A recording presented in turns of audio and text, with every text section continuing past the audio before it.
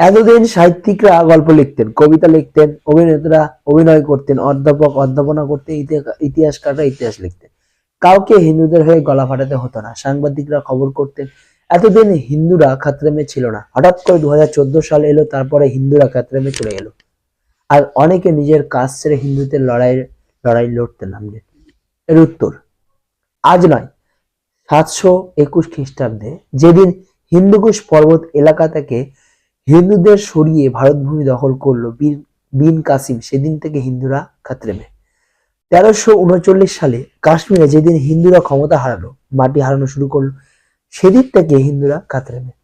1191 যুদ্ধে জিতে যখন ঘুরিকে মুক্ত করে দিলেন, পৃথ্বীরাজ ক্ষমা প্রদর্শন করলেন, সেই মুহূর্ত থেকে হিন্দুরা খাতরেমে। 1669 যখন ঔরঙ্গজেব কাশী বিশ্বনাথ মন্দির ভাঙার নির্দেশ দিলেন, তখন থেকেই হিন্দুরা খাতরেমে। 1835 সালে যখন সেকেলে মিনিট মেনে ভারতীয় সনাতন সংস্কৃতি ছুঁড়ে ফেলে দেশকে ঘৃণা করতে শুরু করলো ব্রিটিশরা, সেদিন থেকেই হিন্দুরা খাতরেমে। 1947 সালের পর পূর্ব পাকিস্তান থেকে সব ছেড়ে ছুড়ে এক কাপড়ে ভারত এসে কলোনি করে উদ্বাস্ত জীবন কাণ্ড থেকে হিন্দুরা খাতরেমে।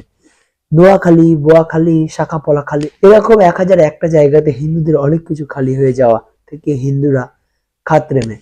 1991 থেকে কাশ্মীরে গালিব রালিব ইয়া চালিব সময় হিন্দুরা খাতরেমে।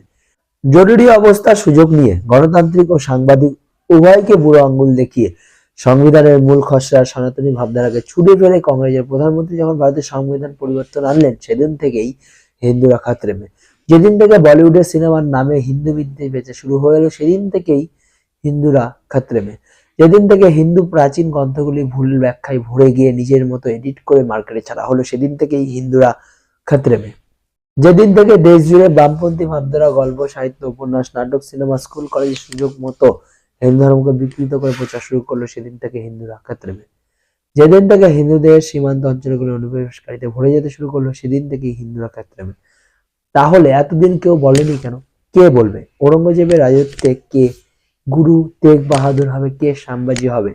প্রতিবাদ করতে গেলে, প্রশংসা করতে গেলে, প্রশ্ন করতে গেলে কেন হিন্দুদের জমি কাটছো, কেন হিন্দুদের অপমান করছো, প্রশ্ন তুলতে গেলে পরিস্থিতি লাগে। এত বছরে 2014 সালের পর থেকে সেরকম মুক্ত আকাশ পেয়েছে হিন্দুরা, তাই প্রশ্ন করেছে, সচেতন হচ্ছে। এর আগে পরিস্থিতি সেটা ছিল না। সেই সব নিয়ে প্রশ্ন করলে এক ঘরে যাওয়ার ভয় ছিল। ইতিহাসের একটা শক্তিশালী দিক কি জানেন? ইতিহাস গাছের মতো, নিজের ক্ষত নিজেই সারায়। আজ হিন্দুদের কথা বলার স্বাধীনতা রয়েছে দেশে, তাই হিন্দুরা বলছে। না হলে এই দেশে এমন সরকার এসেছে যারা ক্ষমতায় এসেই কমিউনাল ভায়োলেন্স বিল এনে এমন একটি বিল আনতে চেয়েছিল যাতে হিন্দুদের আত্মরক্ষার সুযোগই শেষ হয়ে যেত।